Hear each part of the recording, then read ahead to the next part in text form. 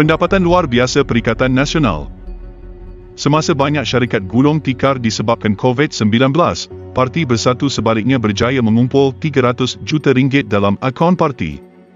Baru-baru ini laporan keuangan bagi tahun 2020 hingga 2021 Parti Pribumi Bersatu Malaysia yang telah dihantar ke ROS telah tular di internet.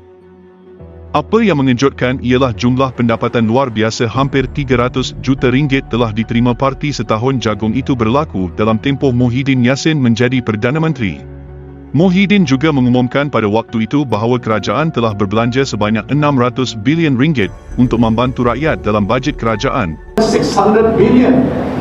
Inilah ruang penyelewengan Perikatan Nasional yang berbelanja tanpa diperiksa dan kelulusan Parlimen setelah mengisytiharkan darurat dan mengantung sidang Parlimen.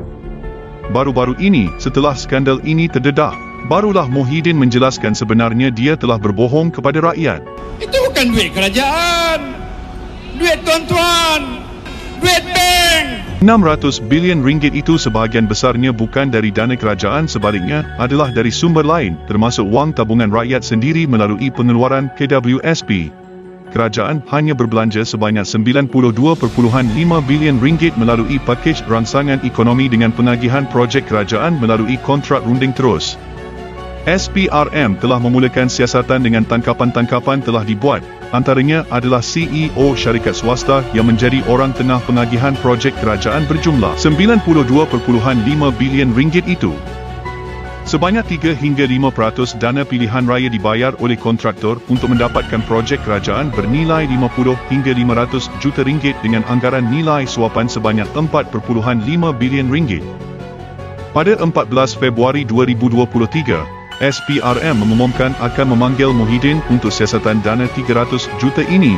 Lebih 15 kontraktor dan pemimpin bersatu telah dipanggil dan hasil pemeriksaan mendapati penyumbang dana ini ialah kontraktor yang mendapat projek di zaman Muhyiddin. Baru-baru ini juga SPRM telah memulakan siasatan terhadap Muhyiddin dan menantunya berkaitan kontrak RM1.16 bilion untuk membangunkan sistem NICE, iaitu sistem proses pengambilan pekerja asing bermula tahun 2025 yang ketika ini diuruskan oleh MyEG. Perlu diingatkan, laporan keuangan bersatu dengan pendapatan RM300 juta yang tular hanya melibatkan tahun 2020 hingga 2021.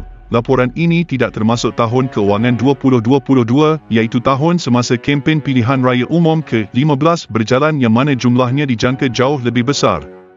Ini hanyalah wang yang telah masuk ke akaun bersatu dan dilapor secara rasmi. Bagaimana pula simpanan tunai atau simpanan ke akaun lain yang tidak dilaporkan? Anwar Musa sebelum ini telah mendedahkan semasa pilihan raya negeri Sabah, Muhyiddin telah menyerahkan kepadanya puluhan juta secara tunai di sebuah bilik untuk membantu dana kempen UMNO yang kehabisan wang. Berpuluh juta Muhyiddin bagi membantu UMNO. Daripada dana judi dan komisen inilah digunakan oleh Perikatan Nasional untuk berkempen dengan cara yang mewah pada PRU ke-15 baru-baru ini. SPRM telah membekukan 2 akaun bersatu dengan baki akaun sebanyak RM40 juta untuk siasatan. Selain itu, menurut sumber dalaman SPRM, ada satu lagi akaun lain telah dibekukan dan dipercayai merupakan akaun salah satu parti komponen terbesar dalam Perikatan Nasional.